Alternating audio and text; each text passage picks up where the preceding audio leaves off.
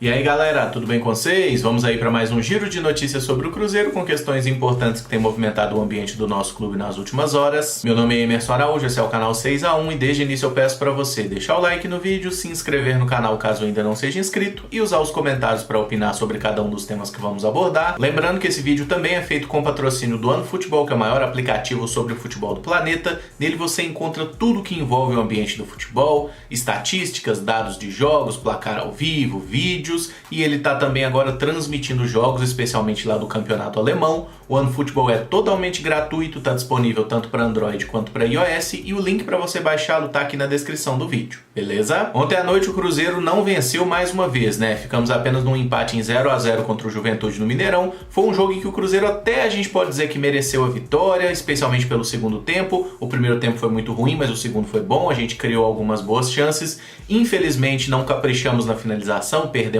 muito gol. Das nossas 21 finalizações, apenas 3 foram na direção do gol e as que foram encontraram o goleiro Marcelo Carné numa noite inspirada, né? O Fábio também defendeu um pênalti quando o jogo estava ali no seu início, que foi também algo importante para o desenrolar da partida. Enfim, não tem muito o que a gente lamentar, mais uma vez não vencemos, agora é olhar para frente. O empate deixa o Cruzeiro afundado na zona de rebaixamento com apenas 13 pontos conquistados após 16 rodadas e em 19º lugar na tabela. Essa condição de vice-lanterna não vai se alterar na rodada, tá? O Cruzeiro não vai ganhar, não vai perder nenhuma posição, mas pode ver, por exemplo, o Figueirense abrindo vantagem, né? O Figueirense joga hoje contra o Brasil de Pelotas e tá apenas um ponto na nossa frente. Se você quiser olhar o copo meio cheio, né? Foi a segunda partida seguida que o Cruzeiro não toma gol, mas se quiser olhar pelo copo vazio, foi a quarta partida seguida sem vitória e o segundo jogo seguido que nós também não fizemos gol. O auxiliar Célio Lúcio, que foi nosso treinador ontem, elogiou a postura do time, disse ter visto uma evolução especialmente na parte psicológica e no posicionamento do time em campo, mas que faltou concluir melhor a gol e que foi deixado uma boa impressão. Eu vi muita gente criticando o Célio Lúcio por não ter feito nada inovador, por ter montado um time mais ou menos naquela mesma estratégia que já vinha sendo utilizada por Ney Franco, por Anderson e tudo mais.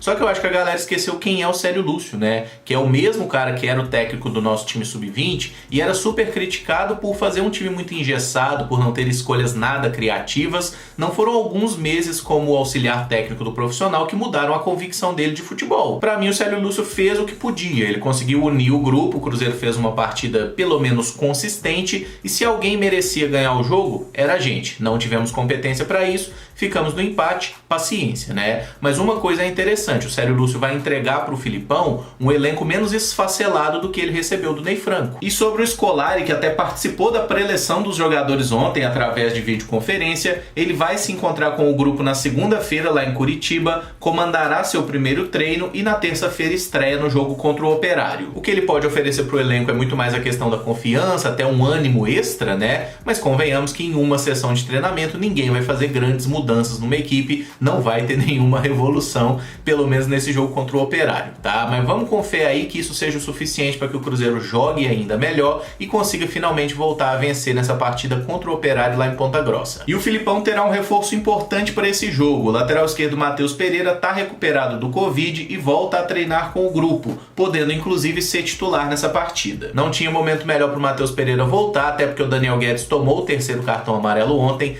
tá fora desse próximo jogo, né? Então a gente não tinha ali muitas alternativas. Então, provavelmente na terça, Matheus Pereira titular na esquerda, o Rafael titular na direita, a menos que o Filipão queira inventar alguma novidade por aí. E o zagueiro Paulo também já voltou aos treinamentos após se recuperar do coronga, tá? Ele seria até uma opção também para jogar nessa lateral esquerda, visto que mesmo sendo zagueiro, já jogou muito por ali na base. Além da defesa de pênalti ontem, o Fábio também recebeu uma homenagem do Cruzeiro por ter completado 900 jogos com a nossa camisa. Pela atuação de ontem, realmente só elogios aí pro nosso camisa 1, que foi decisivo. Tomara que ele continue jogando bem, porque o Filipão certamente vai ter no Fábio aí um dos seus homens fortes, né? Um dos jogadores de total confiança. E como curiosidade, foi a 31ª defesa de pênalti que o Fábio faz com a camisa do Cruzeiro. O volante Henrique passou por cirurgia no joelho nessa noite de sexta para corrigir uma lesão no menisco. Não foi informado o prazo de recuperação, mas o atleta deve seguir o tratamento a partir da próxima semana. Pelo que a gente vê de outros casos, lesão de menisco, o cara costuma ficar aí 1 mês, 2 meses fora, não é uma lesão que tira o jogador muito tempo do plantel,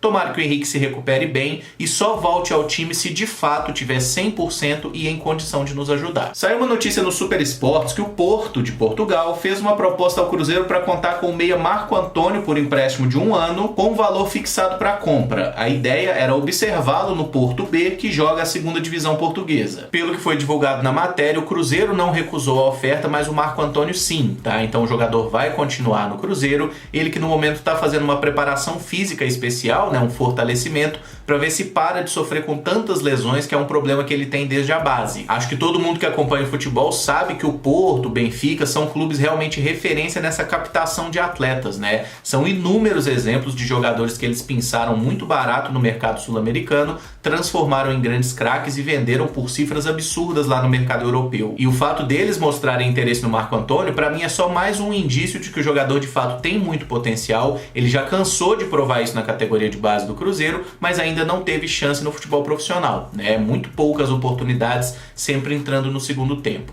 Tomara que o Filipão observe esse jogador e ele com sua comissão resolvam finalmente dar uma oportunidade, porque eu acho que o Marco Antônio, se estiver bem fisicamente, vai nos ajudar demais. Saiu agora há pouco no portal Deus Me Dibre a informação que o América de Natal está interessado em levar novamente o Zé Eduardo por empréstimo. A liberação do atleta depende do Filipão querer utilizá-lo ou não. Infelizmente, aquele medo que a gente tinha está se confirmando, né? O Cruzeiro buscou o Zé Eduardo de volta no América de Natal, perdeu um percentual do passe dele nesse retorno antes do prazo, para continuar passando raiva aí com o Sassá e com o Marcelo Moreno, e o Zé Eduardo não tem chance. Eu torço muito para que o Filipão deu uma oportunidade para ele também, porque eu acho que o Zé Eduardo ele tá sendo muito sacaneado pelo Cruzeiro, né? É claro que ele é funcionário do clube, ele vai ser utilizado se o treinador quiser ou não. O ponto não é esse. Mas se o cara tá bem no outro clube, jogando, metendo gol, você vai lá e traz o cara de volta para não utilizá-lo, né? Isso não é legal, isso aí tira a confiança do jogador, e o cara tava fedendo a gol, né? Quase um gol por partida, e o Cruzeiro não dá essa oportunidade para ele, que eu acho que ele merece. Pelo menos mais do que o Sassá e que o Moreno, ele tá merecendo sim. Mas a grande notícia do vídeo e das últimas horas é que o Cruzeiro anunciou, né, que fez o pagamento nessa sexta-feira de 3 dívidas importantes lá na FIFA, né? Inclusive aquela do William que nos proibia de registrar atletas, e foi o Pedro Lourenço lá dos Supermercados BH que deu a moral. Além de um valor superior a 9 milhões e meio de reais pela contratação do William, foram quase 750 mil da compra de Ramon Ábila e mais de 500 mil reais em débitos ao ex-treinador Paulo Bento. São quase 11 milhões de reais que certamente o Cruzeiro não teria condição de arcar, tá? Então a gente continuaria punido, né? E a expectativa é que já na próxima semana a FIFA libere o tal do transfer ban, né? E o Cruzeiro possa voltar a registrar jogadores. Todos sabemos que isso foi um dos pontos-chave para que o Filipão aceitasse a proposta e viesse para o Cruzeiro, né? Que pudesse voltar a registrar atletas. Vamos ver se a gente tem novidade aí sobre alguns nomes especulados e, ainda mais importante, né, se a gente tem novidade sobre o acerto dos salários atrasados.